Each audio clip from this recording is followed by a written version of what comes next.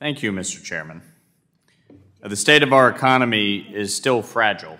Inflation has been near or above 5% for months, which rampant government spending has a lot to do with. In New York State, which I represent a portion of, tens of thousands of jobs were lost in the month of April, and overall consumer confidence also dipped. It truly does appear as if our economy is heading in the wrong direction. Small businesses are now facing these turbulent economic times after surviving COVID and having to contend with many regulations which could stifle economic growth, prevent entrepreneurs from achieving their full potential, and frankly, prevent folks from living out their American dream. Entrepreneurs and small businesses drive the American economy. In 2019, the Small Business Administration calculated that close to 44% of our GDP was a result of small businesses. We should be doing everything we can to promote investment, promote entrepreneurship, and foster small business growth, whether it be cutting red tape, providing additional access to capital, or simply getting government out of the way of entrepreneurship. Which is why I asked my colleagues to support my bill, the Helping Angels Lead Our Startups Act, otherwise known as the HALOS Act. The HALOS Act will promote access to investment capital for small companies and ensure that startups can continue to generate buzz and interest and connect with investors. It will do this by ensuring that demo days, pitch competitions, and community economic development events where there is no specific investment offering are not considered general solicitation under Reg D. In doing so, companies will be able to engage with a wider audience of investors and spread word of the products and services that they can offer to help develop a thriving and diverse economy. As former Chairman Hensarling said, our economy works better for all Americans when small businesses can focus on creating jobs rather than navigating bureaucratic red tape.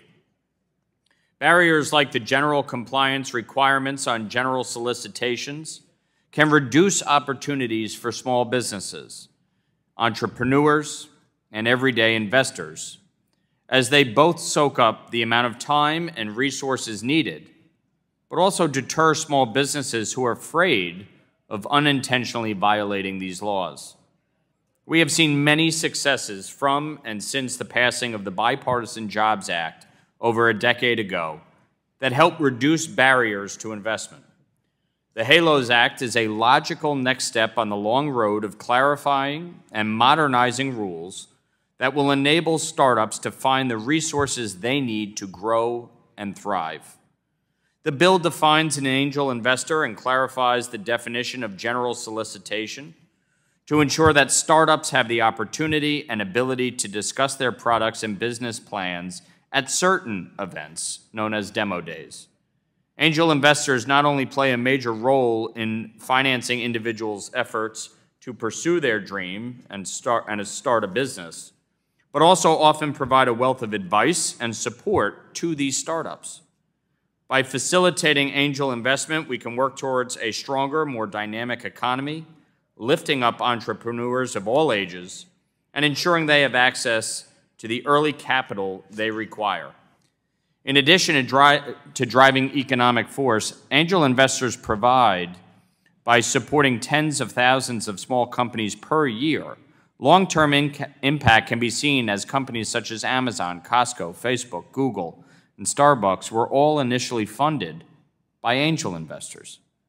By alleviating burdens on businesses, cutting red tape, and making capital raising in our public markets easier and less costly for emerging companies, not only will we be clearing the way for businesses to expand and develop, but we will also be helping to build a more diverse and inclusive universe of entrepreneurs and founders by expanding opportunities to underrepresented entrepreneurs and communities facing capital formation challenges.